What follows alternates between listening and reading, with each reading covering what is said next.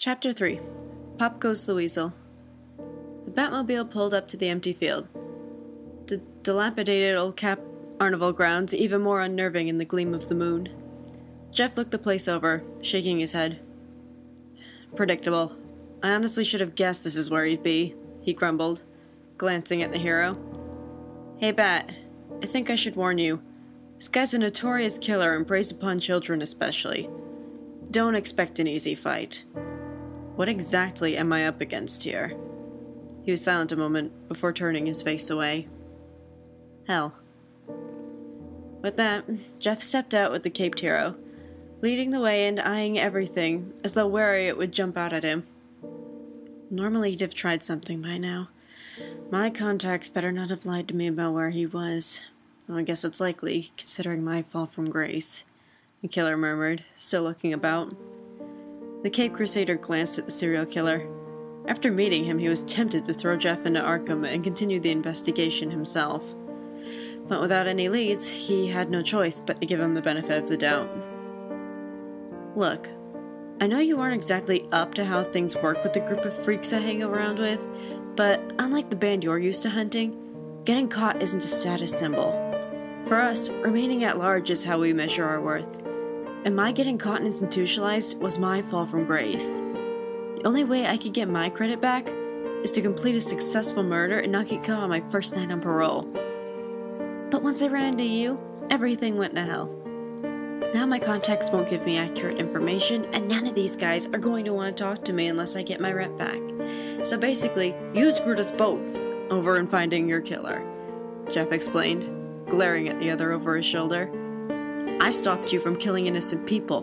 The only reason you aren't with the Joker in Arkham is because you may be right. Both froze. The sound of maniacal laughter filling the air, and the distant tune of Pop Goes the Weasel played on a squeak box, making itself known enough to give them goosebumps. Or at least it would, if Jeff wasn't used to this laugh and Batman so hardened against insanity. I can hear you, Jack in the Box, Jeff growled, already annoyed. Jack in the Box? That's funny. I haven't heard that one before. Though I think you should know it's Laughing Jack for future reference. McRae's voice sounded, really only a few octaves off from sounding like the Joker, and seeming to come from every direction at once. Though I have to ask, to whom am I addressing exactly? Jeff sighed. You know who I am, Jack. Who exactly are we meeting? Batman demanded. Before Jeff could speak, the same maniacal voice cut him off. Well, could it really be Jeffrey Woods? A figure appeared behind Jeff, inhumanly tall and clad in only whites and blacks, his skin looking rubbery and toy-like with the cone-shaped nose and long matted black hair, grabbing the serial killer from behind and covering his mouth. What a rare instance this is to see little Jeffrey Woods playing in the dirt again. Biggie goody two-shoes get boring for you?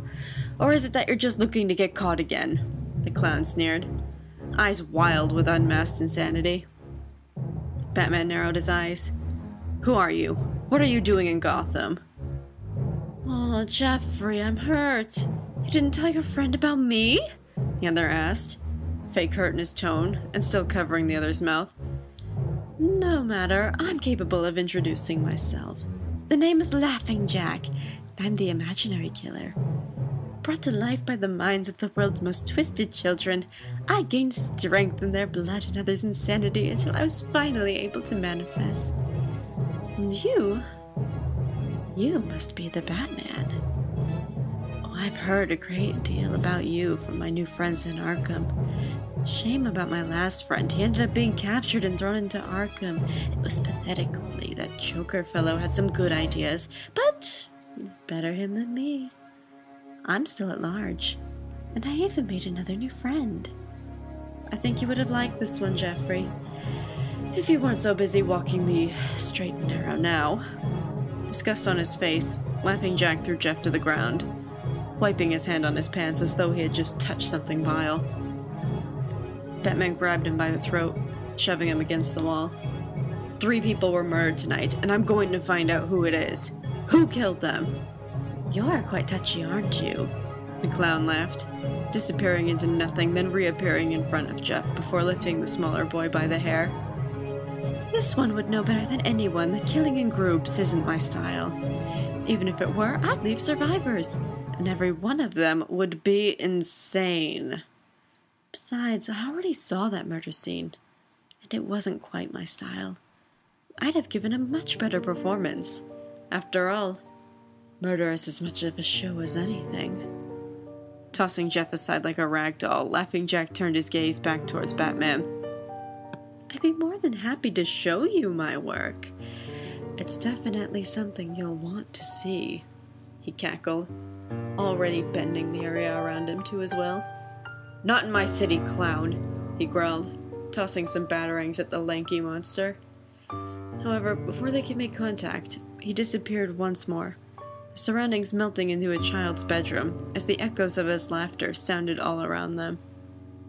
The child, a young boy, was nailed to the wall, with his torso cut open, all manner of organs hanging out of the wound and moaning in pained gasps, still alive, but in excruciating agony. More laughter sounded before a single phrase broke through, the tune of Pop Goes the Weasel continuing to play. You should have seen his poor daddy when he saw him. This poor little baby that he swore to protect, strung up like a sacrificial lamb, barely clinging to life. Jeff growled, rising from the ground and looking up at the slaughter. Definitely not Laughing Jack, he murmured. Batman glared, looking for the source of the voice, palming a special capsule filled with Scarecrow's fear toxin. Not lethal, but just as potent. Oh, I see you have some of my friend's special toxin. Good thing I didn't come here alone, the voice sounded again. Jeff being grabbed from behind again as Scarecrow burst onto the scene. You can sit with me, Jeffrey. Just sit and watch the fireworks, the clown giggled, keeping a safe distance away with his unarmed hostage. I don't have time for this, Crane, Batman growled, but the Scarecrow only laughed. Sorry, little bat, but Jack and I share something in common. Relishing in the fears of others. I'm not going to let you stop us. Dark Knight didn't reply, only tossing smoke pellets to obscure their vision. Scarecrow looked around, blinded by the smoke. Batman landed behind him and grabbed him, attaching a line to the villain's gear, which pulled him up into the air where he dangled helplessly. That's no good, Jack giggled, tossing a rock at an inhuman strength to break the line. Let him have some fun. After all, that's what it's about. The fun of bringing fear to others. Isn't that right, Jeffrey? Jeff didn't respond. The clown's hand still clamped over his mouth like an iron mask. Batman watched as Scarecrow landed, gesturing for some of his men to assist him as he pulled back. One tried to raise his assault rifle, but the hero was gone in a flourish of his cape, already tossing some batarangs at another thug who shielded himself from the weapons. The one with the gun turned to fire, but it was too late, as Batman appeared next to him. He slammed the barrel into the criminal's face before effortlessly disassembling it into useless pieces.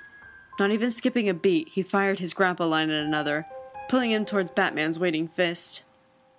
He wasted no time as he took down Scarecrow's goons one by one, leaving them in a bruised and battered heap. Crane backed away in fear as the silent and imposing figure approached him, slashing at Batman in desperation. No more games tonight, Crane, the Dark Knight said, dodging the swipe and slamming a fist into Scarecrow's jaw, knocking him out cold before turning to face Jack. I'm starting to think that my friends in Gotham may need to be chosen more carefully. No matter, it's not like I mind getting my hands dirty, the clown laughed, disappearing with Jeff and manipulating the surroundings once more. Batman found himself alone in what appeared to be Wayne Manor, blood staining the walls and all rooms trashed. Batman looked around the blood-stained walls, keeping calm as he tried to discern his surroundings. He wasn't hit by the fear gas, that he was certain of, so perhaps Jack had the ability to attack him telepathically? Fortunately, he had encountered telepaths before, and knew how to counter it to a degree. Oh, a complete mental block. You're impressive, Batman. You're going to be fun to toy with, Jack said quietly. grinning from ear to ear and laughing. As Batman wandered further into the mental world, he found a very gruesome sight before him, shaking him to the core. Both of his parents, horribly mutilated in the same style that could only belong to the twisted clown currently occupying his mind.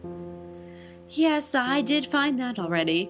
You may have blocked me somewhat, but what I already saw was more than enough to create this. He heard the voice sound, as well as a faint sound of Pop Goes the Weasel playing in the background. Batman caught a small movement out of the corner of his eye, and saw Jack laughing hysterically within a mirror. Batman glared at the clown with barely concealed fury before shoving his hand through the glass, grabbing Jack's clothing, causing the clown's laughter to die in his throat. "Feisty, aren't you?" the taller man asked, the illusion shattering and revealing that he was still holding Jeff. "But don't forget who has the hostage here, little bat." Batman smirked, dropping a canister at his feet which spewed out yellow smoke, catching the clown off guard and his grip on Jeff to loosen slightly, allowing Batman to tackle Jeff out of the way, clamping a gas mask on the teen. "Stay down!" he ordered, pushing him to the Batmobile while he made a run for an abandoned warehouse where the spare parts for the rides were kept. Jeff obeyed without question, having had enough of Laughing Jack's shit for one night, and Laughing Jack fanned the gas out of his face. "That was mildly inconvenient. Were you hoping I'd lose sight of you?" "I know where you went," the clown laughed, turning to the remaining of Crane's goons. "Everyone who's still standing, after the bat!" The group of thugs looked at one another before one of them shook his head. "No way, freak. We ain't going up against the bat."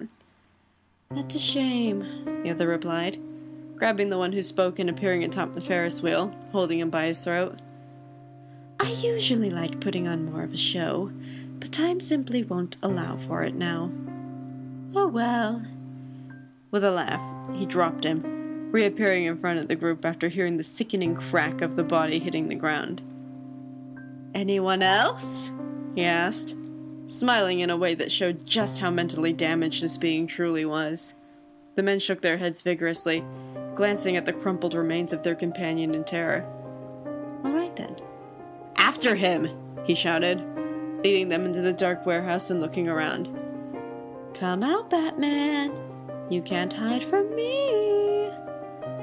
The men looked around, hands flexing on the grips of their weapons as they looked around. There was a cry of alarm as a line wrapped around a man's legs, pulling him screaming into the darkness. The others turned in alarm, pointing in the direction of the noise.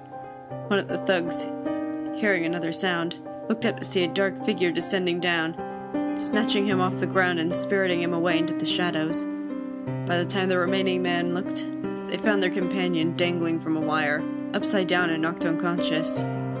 Jack's face fell, a nagging feeling that he'd never felt before, making itself known. "Fan out, you idiots! It can't be hard to find one man!" he ordered, looking around and trying to catch even a glimpse of movement in the dark.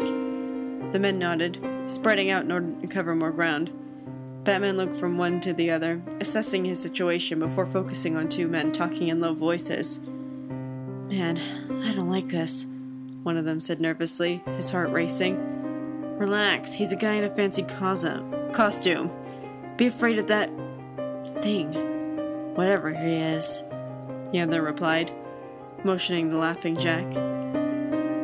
Batman landed quietly behind them before slamming their skulls together, knocking them out before grappling out of sight. Jack spun around to see the two, but again, no sign of Batman. His heartbeat quickened, looking around a bit more jerkily and starting to get increasingly nervous. A strange development for him, as he had never before gotten nervous.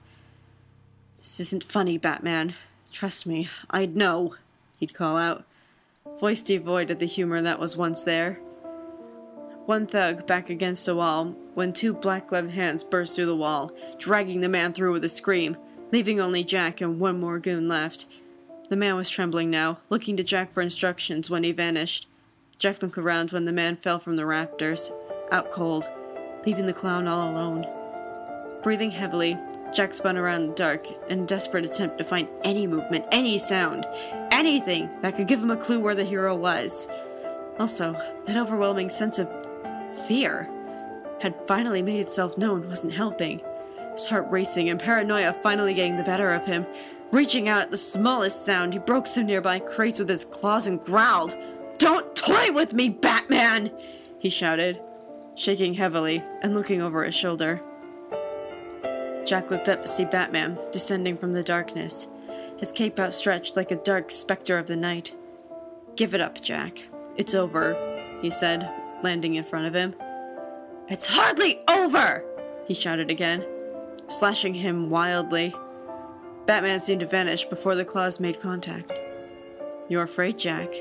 he called from the shadows. Jack looked around wildly when Batman appeared behind him.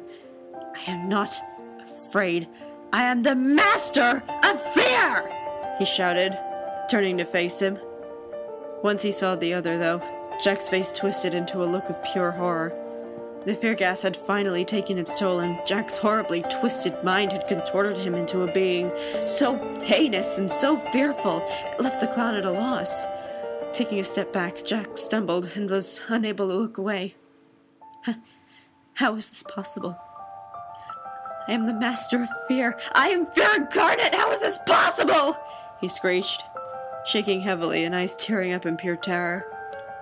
Batman took a step forward. "Everyone fears something, Jack.